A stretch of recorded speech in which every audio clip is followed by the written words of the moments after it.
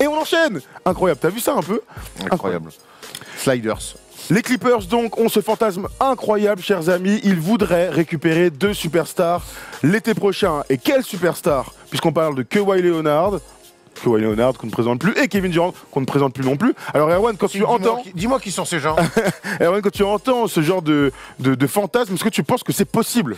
Alors c'est vrai qu'après, au prime abord, quand on entend ça, on a envie de sortir du loup et dire bon, arrête la masturbation, jeune homme. Mais finalement, c'est tout à fait faisable. Pourquoi? Parce que ça fait 2 ans, accessoirement, avant qu'on rentre dans les détails de ce que font les Clippers actuellement, ça fait quand même 2 ans que les Clippers, pas cons, ils préparent tout ça. Le trade de Chris Paul, avec qui ils avaient l'impression d'avoir fait le tour. Ils ont bien raison. Le trade de Blake Griffin. Doc Rivers, on lui enlève son rôle de président et on le remet sur un poste uniquement de coach basket. Voilà, tout ça. On passe Frank Lawrence d'assistant coach à general manager parce que c'est un mec finalement assez respecté dans la ligue.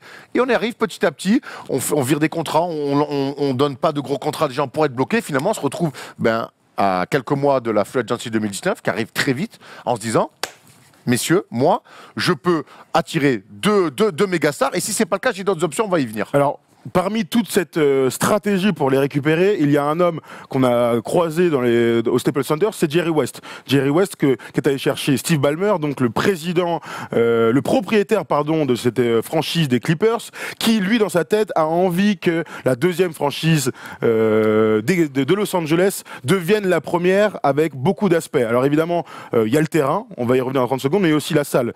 Dans son idée, il voudrait que le Staples Center soit et reste la propriété des Lakers. C'est le cas d'ailleurs quand on y va. On sent qu'on est chez les Lakers et que les Clippers sont un peu là. Frérot, il y a des statues. Oui, mais en même temps, tu mets la statue de qui aux Clippers? T'arrives, il y a 5 statues des Lakers devant. Donc moi, j'attends de voir la statue.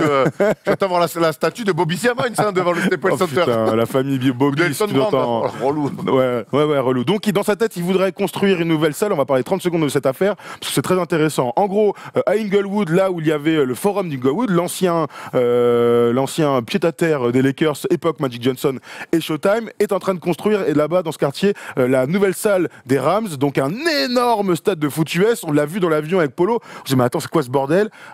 Il arrive en 2020 ce projet, donc le gros stade. 2020, c'est le stade de foot US. Steve Ballmer, dans sa tête, il est en train de discuter avec la mairie de Los Angeles pour justement créer à côté une autre salle, celle qui pourrait accueillir ces fameux Clippers. Alors ce serait dans 3-4 ans, sachant que le bail, puisqu'ils sont locataires du Staples Center, des Clippers arrive en 2024. À terme. À terme en 2024. Donc il y a encore pas mal de temps, parce qu'il faut tout créer, cette salle et tout ça, pour qu'ils puissent y aller. Le problème, c'est que tu sais que le forum d'Inglewood, là, où on jouait avant les Lakers de Magic, appartient à un homme qui était cher. Un homme qui a une autre propriété de l'autre côté des États-Unis, à New York. Ah, c'est notre ami McCourt. Non, l'autre, James Dolan, le propriétaire du Madison Square Garden et des Knicks, c'est lui le propriétaire du Forum. Donc il se sent un peu lésé, lui, de vouloir construire une deuxième salle à côté de sa salle. Donc il est pas très content, notre ami. Il paraît qu'il a porté plainte et que ça sent un peu le roussi. En tout cas, s'ils arrivent à créer... Ouais, c'est un bon relou.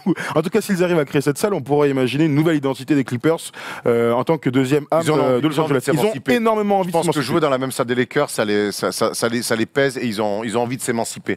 Ils ont envie de s'émanciper, on le voit en voulant se créer une équipe incroyable si tu attires Leonard, Durant. Et aussi, tu vas avoir leur salle, avoir leur propre identité. On se souvient que Doc Rivers avait demandé de couvrir les maillots retirés, les bannières des Lakers. Donc c'est ce qu'ils font d'ailleurs. Oui, c'est ce qu'ils font, mais ils sont pas chez eux quoi qu'il arrive. Bon, très bien. Allons sur le sportif du coup, puisqu'il y aura très peu de joueurs sous contrat l'année prochaine. En tout cas, maintenant, ils ne seront que 4. Alors vas-y mon Polo, vas-y, envoie-moi ça.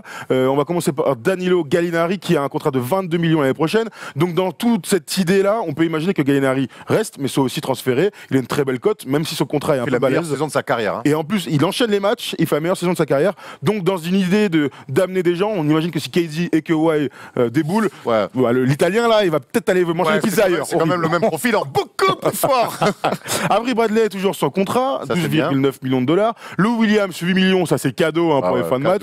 Le rookie Shai Gilgeous-Alexander sera l'année prochaine. Donc ils auraient un cap space de 48 millions de dollars. C'est pas tant que ça finalement, quand tu y penses, parce qu'il faut signer une star, 2 stars, et puis tout le reste. Parce que là, dans cet effectif-là, il n'y a plus, par exemple, Tobias Harris qui fait la meilleure saison en carrière. Ouais, Tobias Harris, il le garde dans un coin de la tête. Alors certes, ils veulent ces 2 méga stars, pas sûr qu'ils puissent les avoir. Et dans le cas où ils arrivent à en avoir qu'une, le deuxième spot pour le contrat max, il serait réservé à Tobias Harris.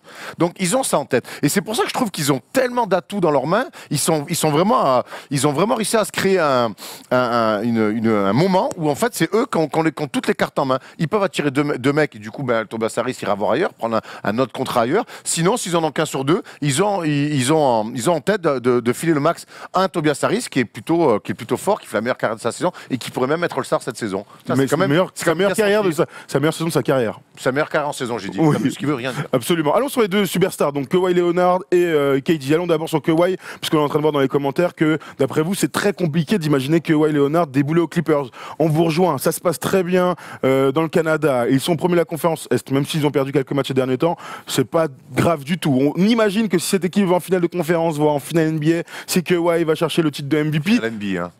Oui, mais enfin, moi je dis que s'ils vont en finale de conférence, je ne le vois pas se barrer non plus. Alors moi, c'est là où je suis pas d'accord. Moi, je pense qu'une belle finale NBA, tu peux lui dire, tonton, on a fait finale NBA. Mais pas une finale de conférence. Il s'en fout, lui. Lui, c'est les finales NBA ou rien. Moi, je pense.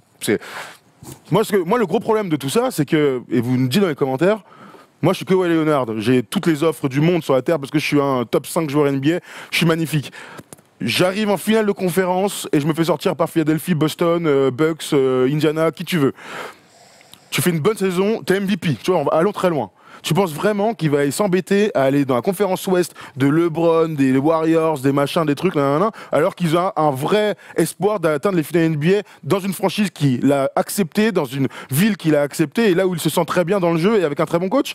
Non, je pense qu'il resterait quoi qu'il arrive, même s'ils se font sortir en finale de conf. En tout cas, ce qui est sûr, c'est que chez les Clippers, ils le veulent et ils le veulent pas à moitié. Et ils le font savoir. Ils le font savoir parce qu'il y a un article sur ESPN qui est sorti, c'est que les Clippers, ils regardent Frank Lawrence regarde 50%. Frank, pardon, regarde à peu près 50% des matchs il est dans la salle des Raptors. Ouais, il est dans la salle. Ça ne se fait jamais, ça. Et ça se fait archi pas. Et il fait pareil, encore plus avec les Warriors de Kevin Durant. Ah oui. Donc c'est un truc archi rare en NBA qu'un GM aille voir des matchs qui ne concernent pas directement son équipe. Et on rappelle, donc je peux te dire qu'il y a un vrai lobby qui est en train de se mettre en place. C'est plus que ça. On vous rappelle qu'en NBA, il est interdit de courtiser des joueurs. Magic Johnson a eu une méga super amende l'année dernière puisqu'il parlait de vouloir recruter certains mecs. On pense à Kevin Durant, on pense à LeBron, on pense à plein de gens. Donc il est interdit par la NBA aux mecs qui ont des responsabilités dans les franchises de même dire on a envie qu'ils viennent.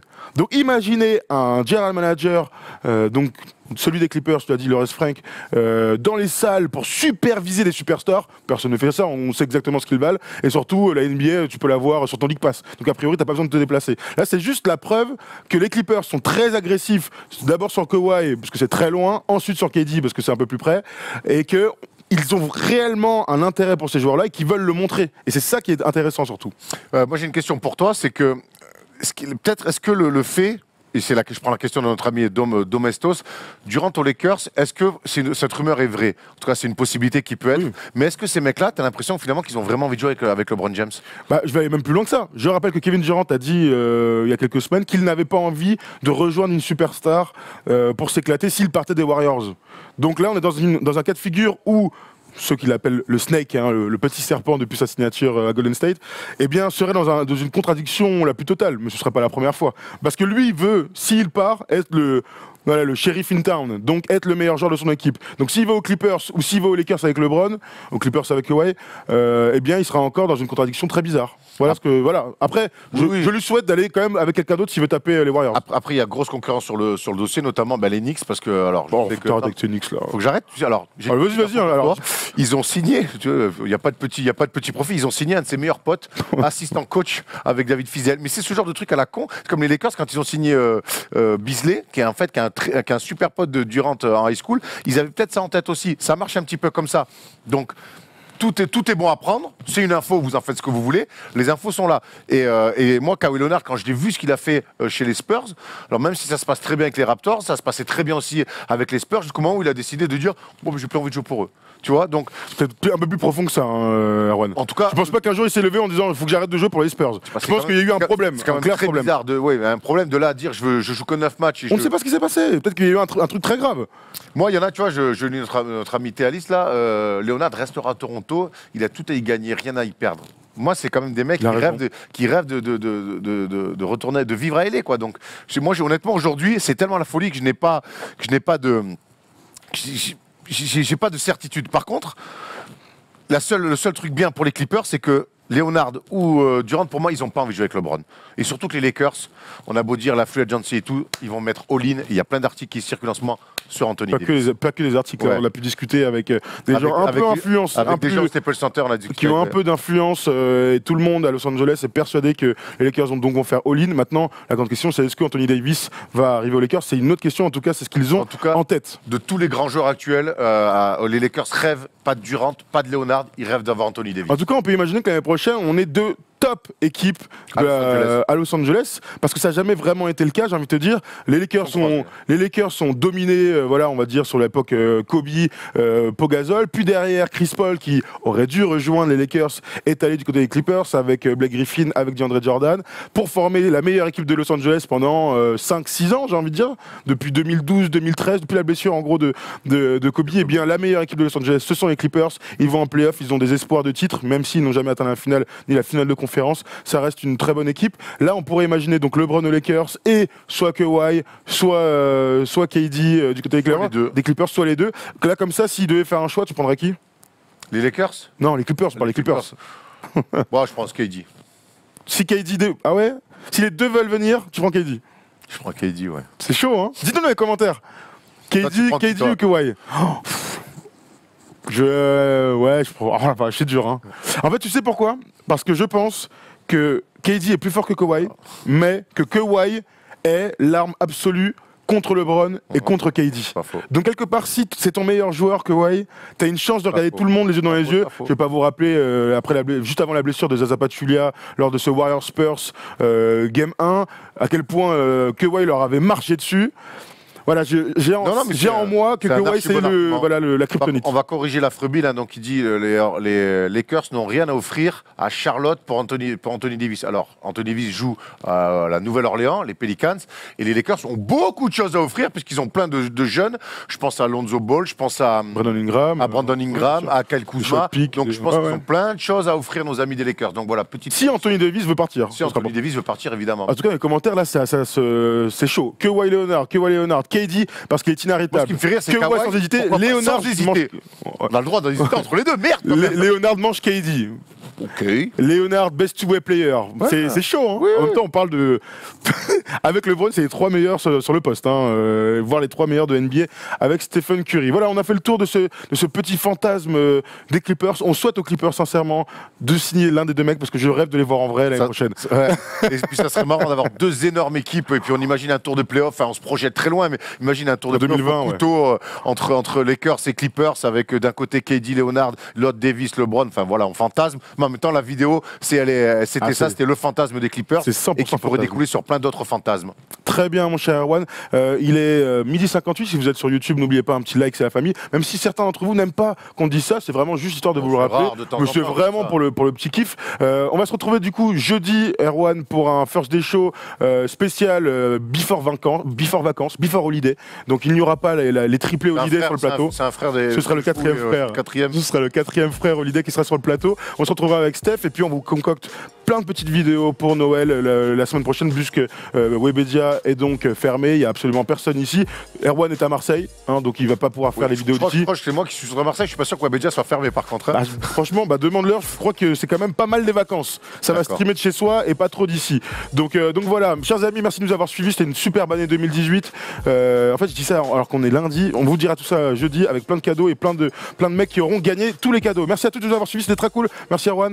Merci à toi. Merci Kili, merci Polo, merci Antoine. Vous avez été super, on vous embrasse. Ciao à tous. Ciao.